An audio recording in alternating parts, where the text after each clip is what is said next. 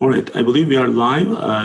Good afternoon. This is today is December 18th, 2020, Friday at noon. Our weekly event from United Medical ACO for our patients and for the community that we live in. Today we are going to discuss different updates from COVID and the different things that we do related to COVID and how it's changing our lives. Some of the updates that we have, I have Tanner from our business development with me, and then later on, Katie is going to join me from our billing department. She's one of our client managers. Again, my name is Kemal Erkan. I'm the chairman of the United Medical ACO, and we'll start our updates.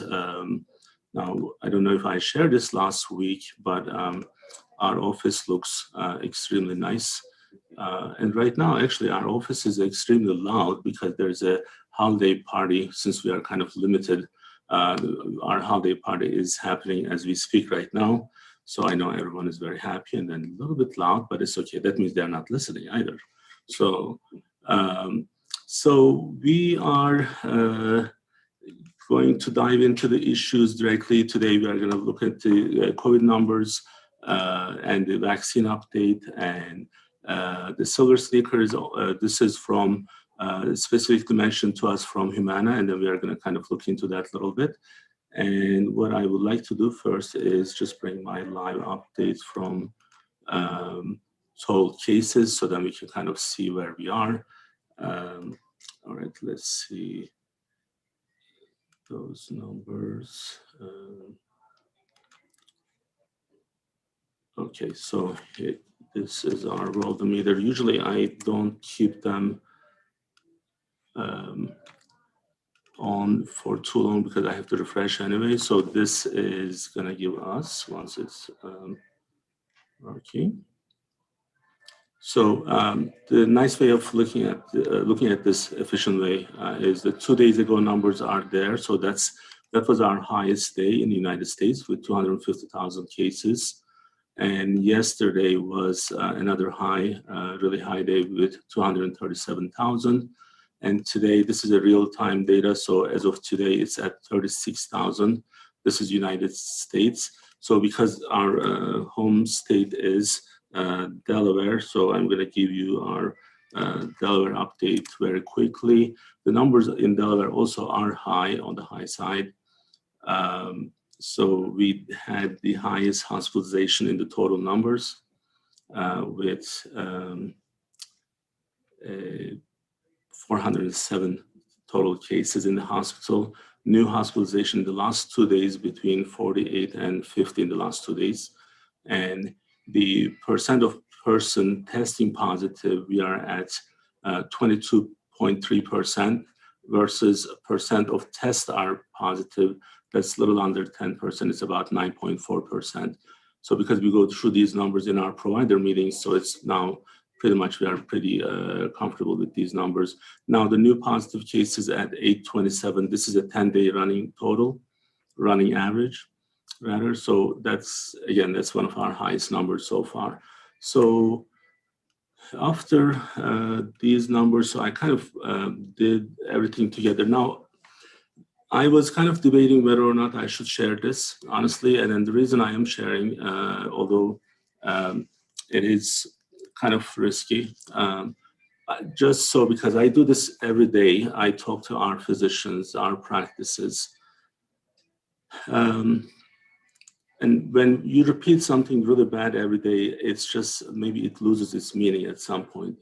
Tanner, I don't know if you kind of relate to that. So because I'm repeating it, and it's just like if I'm just saying the same thing over and over and over again. So like if it's not important anymore. But this was something that I saw on, I believe it was from New York Times, how bad the situation is. So this is December 7th, 1941. What was that day, Tanner? Pearl Harbor. Okay, so 2,400 people died. On September 11th, which was our worst day in this country, it was 2,977. And last week, one of those days, the total number of people who lost their lives is at 3,124. This is how bad these numbers are. So we want to make sure that people actually see this from different points. and then they can understand where we are going with this, so that we can actually make an impact in our society. Now, I'm going to actually bring Katie. She's in my conference room. I can see her from here, but we are in two different rooms. So we are going to bring her in as well. So she was one of our last minute additions because we had a holiday party. She already dressed up for Friday. Hey, Katie, how are you? Hi, Kemal. I'm good. How are you? Good. So from the part that I'm going to go in is the COVID-19 vaccine. And there was a survey that we completed, initially started with our providers. And then we are going to look into some of the patient portal related issues, and Katie is going to help us with those. So I'm going to actually share where we are with the survey as of last week. I believe we didn't get any new updates. So we still have this big number here where 40% of the people don't want to take the vaccine yet. Now, well, this is not a problem so far, right? Because we don't actually have the vaccine available anyway. I can see the coronavirus, the test numbers. You have the survey up. I have the survey up, so did I share the wrong place? Okay, so this happens. Let's see. I just want to make sure we're on the same page. Yeah, you know what? It's good that I don't have anything bad on the other screen. So here it is. So let me fix that now. This is our last survey results. Now it's about 40% of the people who are still hesitating. So this number is big. So when we had this number in our hand, so what we have to do is we need to look into different options now. So one really important part of United Medical, and where I feel always so lucky, I think we have the best physicians, providers in our network, and then I have a very close relationship with every one of them. And when I see this issue, the first thing that I thought about was, okay, well, can we actually put a strong message out there? Because physicians are going to get vaccinated, and then they are first in line. So, and I asked them if they would be able to share their opinion on the vaccine. So I'm going to share that with you right now, first time. Okay, so where is my link? All right, so Tanner, this never played anywhere. No, this is the first time. So let me make sure that I have my computer sound on. And I think I'm also competing with the Christmas music outside of my office. We are, yes. Which is wonderful. I did make sure that we were okay. Yeah. All right, so let's see if we can do a good job on our competition here.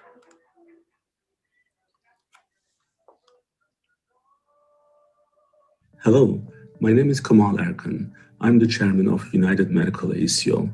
COVID-19 pandemic is a public health crisis.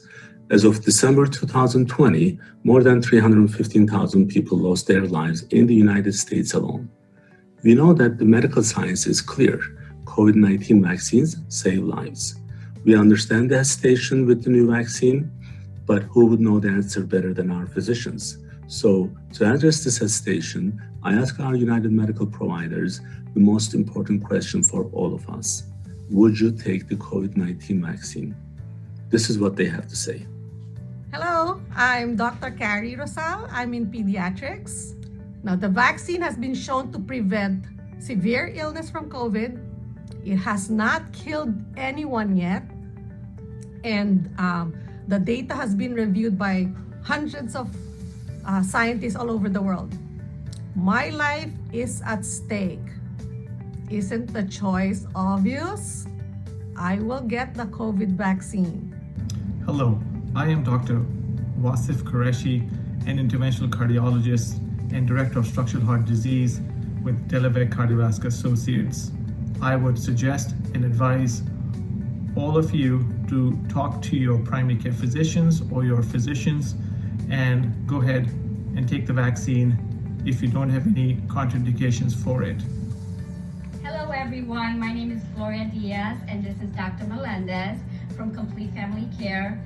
Just wanted to say that we are in favor of getting the COVID-19 vaccine, and we hope that our patients and that everyone takes advantage of this opportunity to get the COVID-19 vaccine. I believe it's going to save many lives, and I am confident about myself getting this COVID-19 vaccine.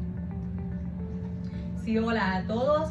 Estamos en apoyo de la vacuna. Por favor, vacúnate. Vacúnate. Hello, my name is Dr. Christopher Savage. I am the founder of Brandywine Podiatry. We have 5 full-time offices in northern Delaware. We're recommending to all of our patients, our staff, and our doctors to all get the COVID-19 vaccination. Hi, I'm Dr. Jennifer Liquido from United Medical Clinic in Smyrna. I'm a pediatrician and I have signed up to get the coronavirus vaccine once available. My name is Dr. Ronise Barnett-Smith. I'm a family physician with United Medical Clinic. I will be getting the vaccine because I want to do what is necessary to control this deadly pandemic that is unlike anything we've seen in our lifetimes. Hi, I'm Dr. Gail Wynn, and I'm a general surgeon, and I'm going to get vaccinated. And I'm going to get vaccinated because so far the vaccine has proven to be very effective in controlling spread of the virus by 90% or more. Hello, my name is Dr. Erkan. I am a surgeon. My specialty is weight loss surgery or bariatric surgery. Today, I am happy to tell you that I am looking forward to get the COVID-19 vaccine as soon as it is available to me. We have to make the right choices. It's not about whether I should be vaccinated or not, but it is our obligation for our society. This is why I will get the COVID vaccine when it's available to me. I trust you will do the same.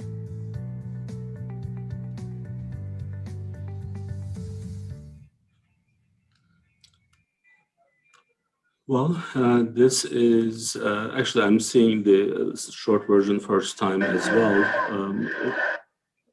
So the YouTube was running on the other side, so that's not being hijacked by Trump. So, our marketing team helped with the video, and then they were able to do this very quickly. I do appreciate for their quickness, well, in a way, because this is like, it was Monday when I told them we needed this. All of our providers recorded what they had, and it's in a very short amount of time we were able to come up with what we have. I know Ethan and Tanner, they spend even more time with this, and thank you for both of them.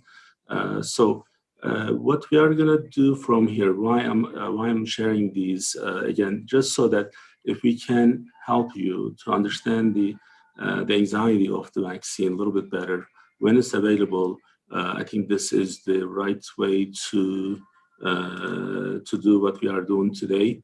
So with that, I just want to give you some updates from Delaware in terms of what we have, the total number of vaccines. As of December 15 from Pfizer, there's about 8,775 units available for patients for the first round. And then as Moderna just got their approval, they got the FDA advisory approval, but then the final approval, I believe it's going to either come today or sometime over the weekend. There's about 8,300 available next week from them. So the way, again, the first in line, that's about 63,000 people. And then after that, the list goes to 454,000. As we have a total of almost 974,000 people. So half will be vaccinated, hopefully, in the next couple of months. So again, we are working very closely with the state officials as well as the other places to make sure that this is going smooth for anyone who should be getting it. So now there's also this new treatment for people who have the COVID-19. This is the antibody treatment, so that it is actually for those people who are who have the symptoms, so they get the IV infusion, and then it doesn't have any major side effects, and then most effective when given in the 72 hours from the symptoms development. So if you have the onset date of, let's say today's Friday, if it started on Tuesday, it needs to be by Friday. That's like 72 hours from the time that you first felt the symptoms. So this is also available from the state. Patients who are at high risk for COVID-19 consequences, especially those over age 65, it does require a physician referral and have a positive test within the last 10 days, mild to moderate symptoms, and not eligible if they're hospitalized. That means these are the patients who are actually going through the treatment at home. And that's what we have. So you have to talk to your primary care doctor before you actually take any action with this, so then your PCP is center of your care, and you shouldn't really do anything without their knowledge. So from here, we are gonna go into our update, and then Tanner is gonna go through those for us. Sure. So thanks, Kemal. This is some data that we've been continuously collecting for really since the pandemic has begun. We know we wanted to kind of really get a gauge of our patient population and how healthy they are, and making sure we're keeping track of the spread of disease around within our patient population to make sure we can mitigate it and keep it out of our offices. So as you know, we've kind of shared this for a while now, but we've been keeping track of the amount of testing we're doing within our offices. And this is looking at the last few weeks. So just looking at since maybe the end of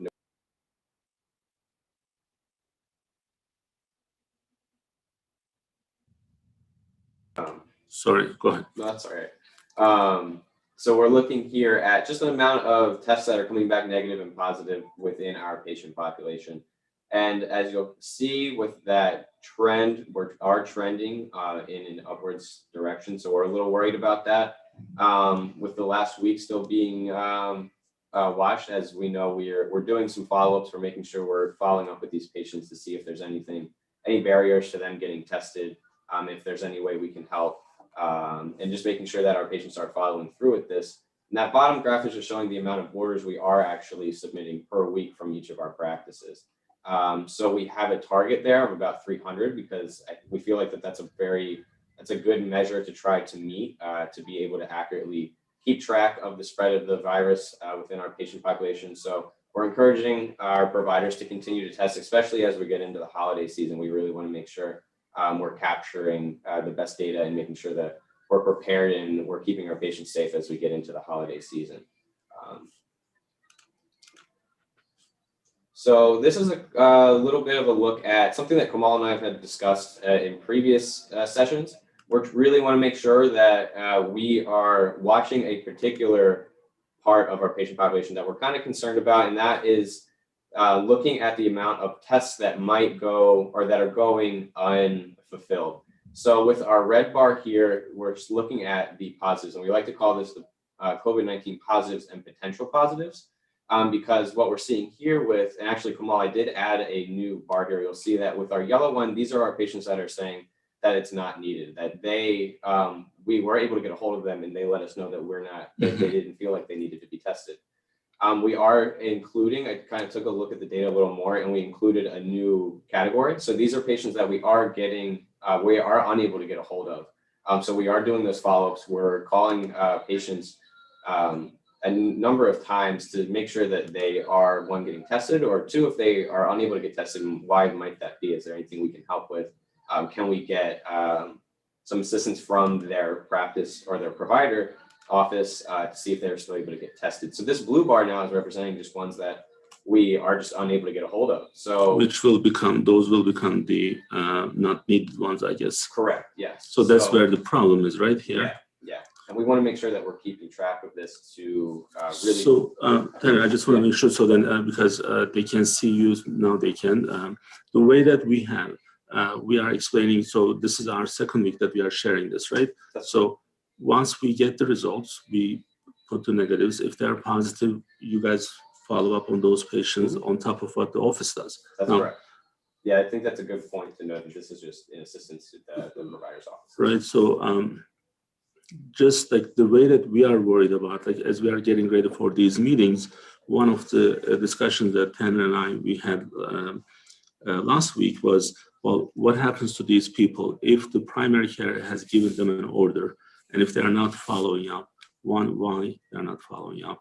Two, what really happens to those patients, right?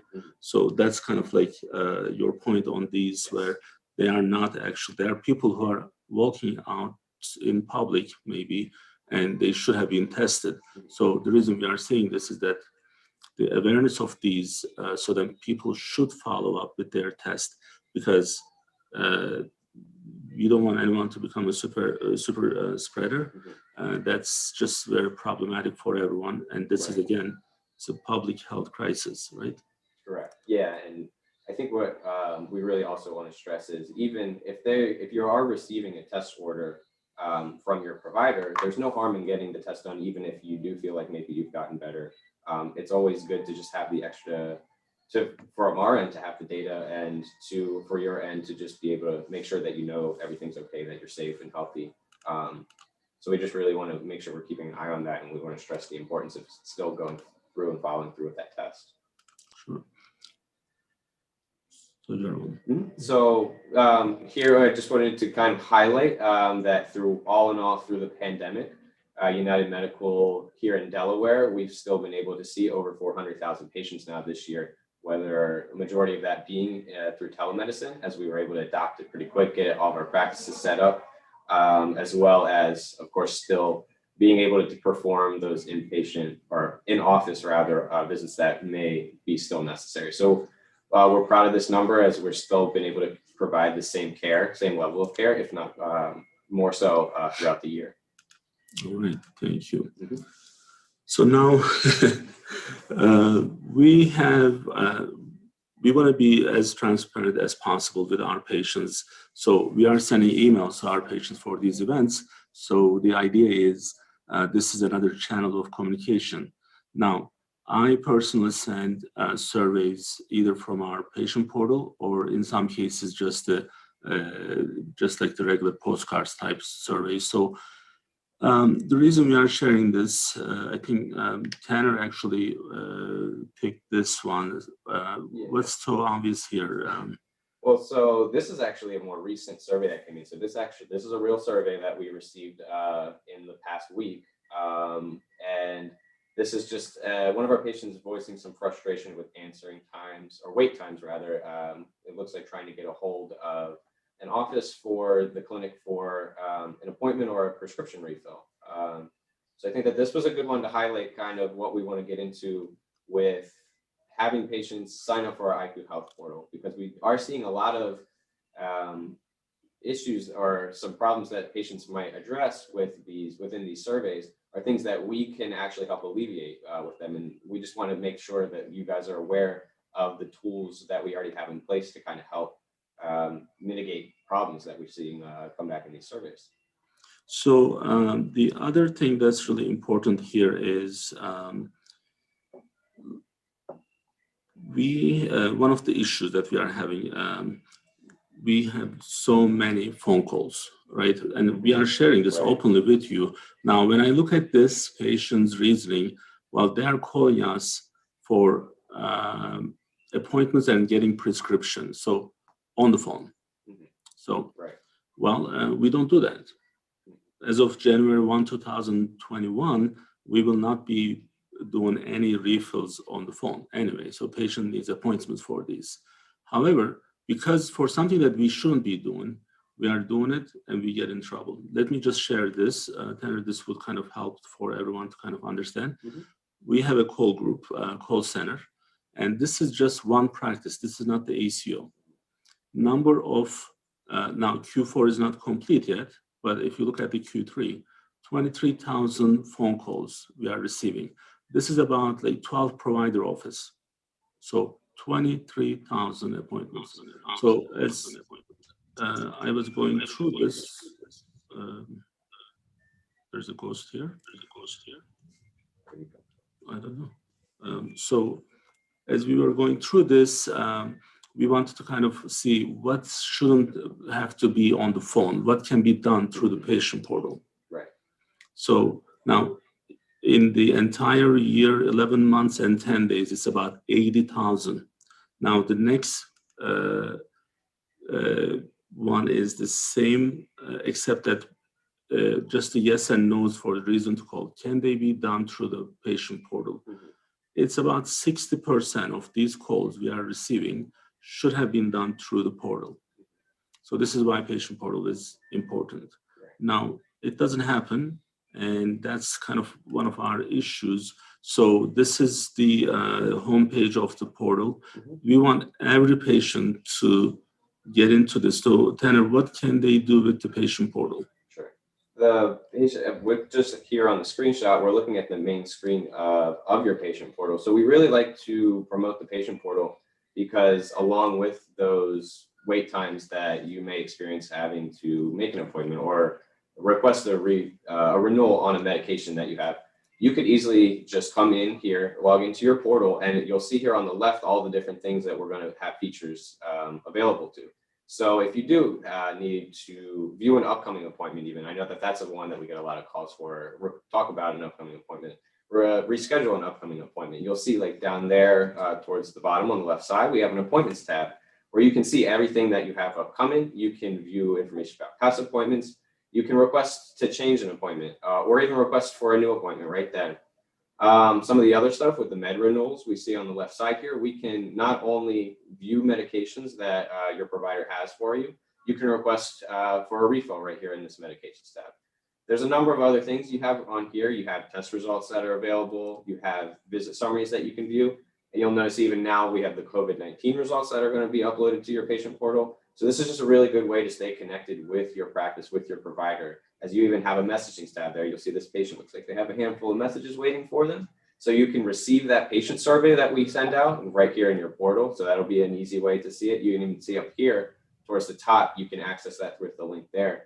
But there's just so much information on here you can use. You can update your demographic information. Let's say you're moving, and instead of having to call and wait on the phone or maybe have issues reaching someone, you can just go ahead and log in and update that for you or for yourself so that your provider and your practice doesn't have to. So they can do this through the they can do it on their phone, right, on their iPad, website, on the computer. you can download the app.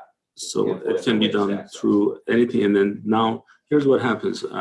I just want to make sure that we have a clear message. So you need a prescription refill. You're a patient. Well, we don't just randomly prescribe something that's going to be refilled. So if there is a refill need, we have to see you. Now, for you to get that, get on the phone and then wait for 20 minutes, it's like you already know from the beginning that you are going to be waiting too long. Now, we have similar issues on the billing side. So that's why I asked Katie. Katie Needles is one of our client managers. And Katie, how long have you been with United? I've been here for 4 years. All right. And so now, if you can tell us, you're on the billing side of this, and you guys have similar issues. We have this on the practice side where we have these issues where patients are waiting for these types of calls. But then you have patients who are complaining about their bills. And then there are certain things can be done. Now, if you can, I'm going to share my screen. If you can actually walk us through this.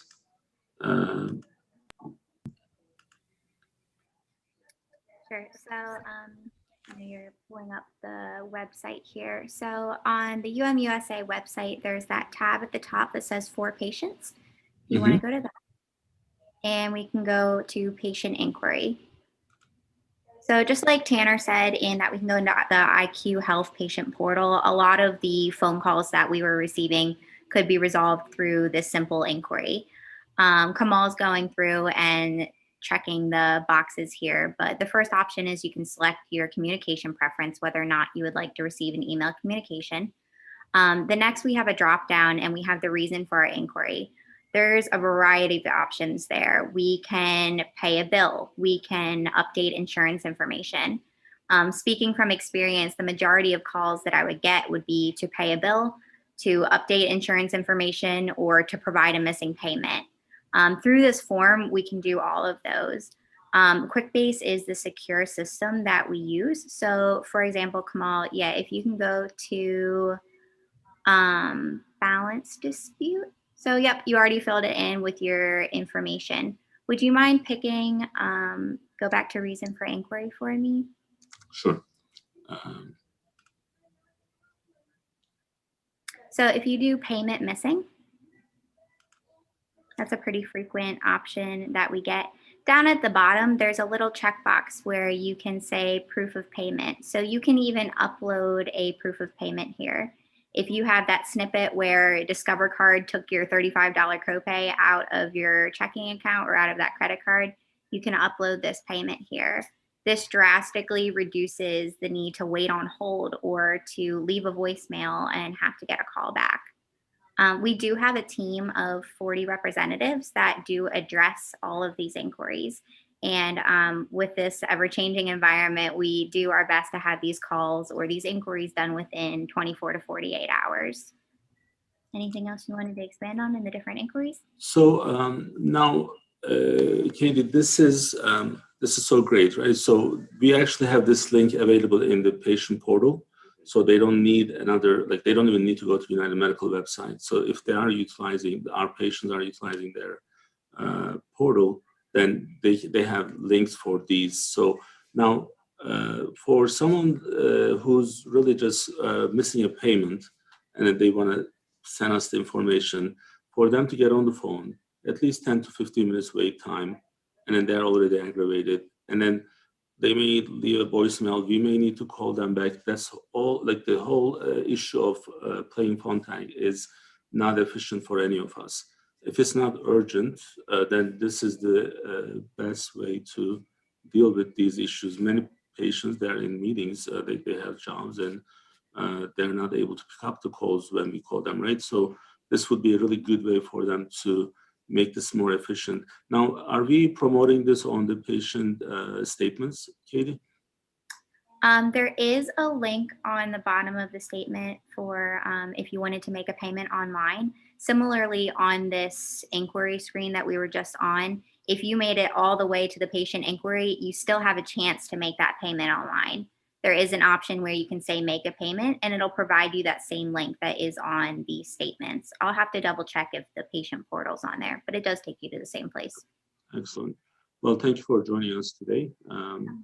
So we have a couple other updates and then we are gonna wrap it up after that. So now this whole issue of digital health, which is one of our kind of like signature because we were the pioneer group for telemedicine in Delaware. So we were able to, overnight, we were able to convert many of our visits to televisit in the beginning of the pandemic, helped our society to stop the spread.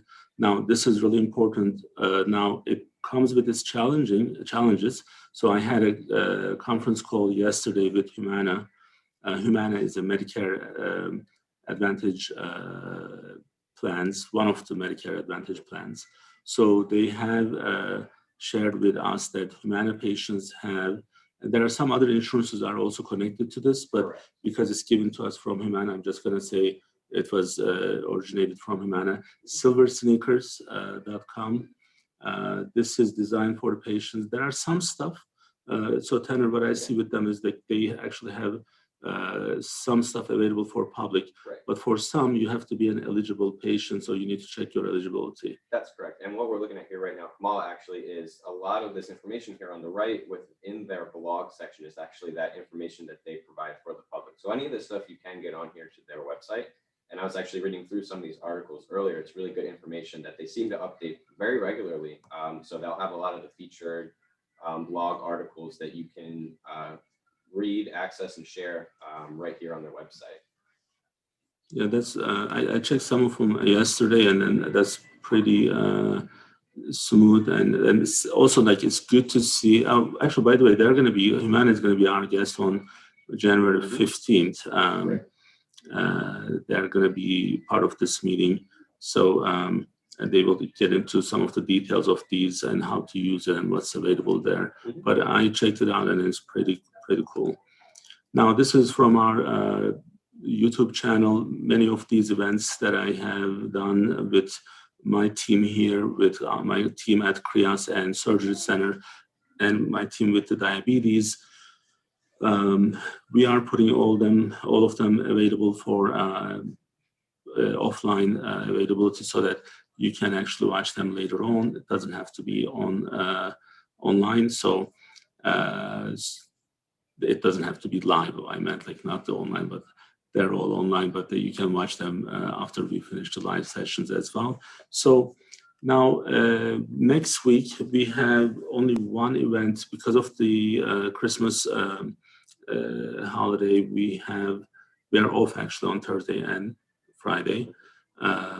Wednesday we have the bariatric event, and this time we are going to do the bariatric event with the CRIAS practice administrator, Melissa Demat, and the nursing director at American Surgery Center, Michelle Ciano, and Dr. Erkan. 4 of us are going to do that, just to kind of give the perspective of the practice and the facility, so then they will be also kind of share their opinion on these. Now, I know our office today is a little bit kind of excited with the holiday party. So we are keeping our social distance. We are not in one room. We are not actually hugging each other. We are not touching each other. So it's really just like a distance, safe distance that we keep, just to kind of feel the holiday spirit, that we can still, have some of those feelings that we had before pandemic. Now, Katie, this is not your first Christmas here at United Medical, so we had a lot of Christmas parties. How do you feel about what we have today?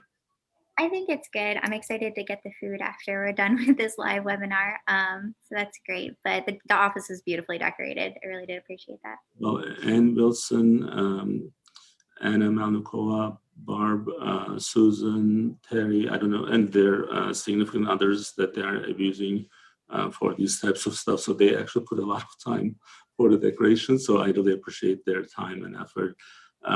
So Tanner, this is your second Christmas here? Correct. Yeah. All right. So you don't have much to compare other than last year. So we used to have really nice holiday parties, but it's not the end of the world. So we'll still be able to put different efforts out there and then feel the joy. Next week, again, it's Christmas, and I wish everyone a Merry Christmas and Happy Holidays. I'll be back on Wednesday with Dr. Erkan and Melissa and Michelle. And after that, we'll see you after Christmas. Well, thank you so much.